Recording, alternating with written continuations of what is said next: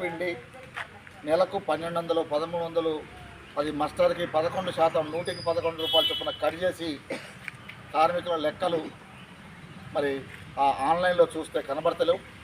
దీని మీద 3 సంవత్సరాల నుంచి ఇల్లందు సింగరేణి అధికారులకు, డివైజిఎంలకు, ఎస్సీలకు వారి దృష్టికి తీసుకుపోయినా, హైదరాబాద్ లాంటి చోట చర్చ జరిగినప్పుడు కూడా ఈ విషయాన్ని తీసుకుపోయినా సమస్యకు పరిష్కారం దొరకలేదు.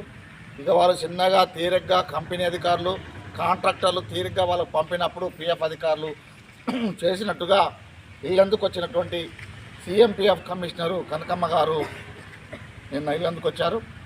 కార్మికుల తరఫున వాళ్ళకి వినతి పత్రం అందించడం జరిగింది. ఆ కార్మికుల సమస్యల మీద, పిఎఫ్ సమస్యల మీద నిలదీస్తే పిఎం గారి సమక్షంలోనే సింగరేణి అధికారులు, కాంట్రాక్టర్లు మా పిఎఫ్ ఆఫీస్కి పంపకపోవడం వల్లనే ఇవాళ పెండింగ్ పడ్డాయి.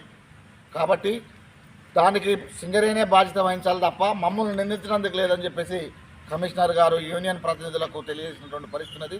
2019 నుంచి 2022 వరకు మీ పిఎఫ్ లెక్కలు ఆన్లైన్లో అవుపడే విధంగా మేము పనిచేసాం, తీసుకొచ్చినాం, మీ పిఎం గారికి ఇస్తూ ఉన్నాం. మీరు మీ పిఎం గారి దగ్గర తీసుకొని 2022 వరకు మీ పిఎఫ్ ఖాతాలు జమలు చూసుకుంటే అల్లేవన్న సమస్యలు ఉన్నా కూడా మళ్ళీ మీ సింగరేణి ద్వారా వస్తే మేము వాటిని పరిష్కరించే విధంగా ప్రయత్నం చేస్తామనేటువంటిది కమిషనర్ గారు మనకు తెలియజేసినటువంటి పరిస్థితి ఉన్నది. అందుకనే సిఎంపిఎఫ్ విషయంలో ఇప్పటికైనా సింగరేణి అధికారులు ఈ నెల నుంచైనా జాప్యం చేసుకోకుండా ఏదైతే కార్మికుల జీతాలు వేస్తారో, పిఎఫ్ కడతారో ఆ పిఎఫ్ని మరి చేరిందా లేదన్నటువంటి విషయాన్ని కన్ఫర్మ్ చేసుకోవాలా. కార్మికుల్ని కన్ఫ్యూజ్ చేయొద్దు, ఇబ్బంది పెట్టొద్దని చెప్పేసి మేము ప్రగతిశీల సింగరేణి కాంట్రాక్ట్ వర్కర్స్ యూనియన్గా సింగరేణి అధికారులకు విజ్ఞప్తి చేస్తూ ఉన్నాం.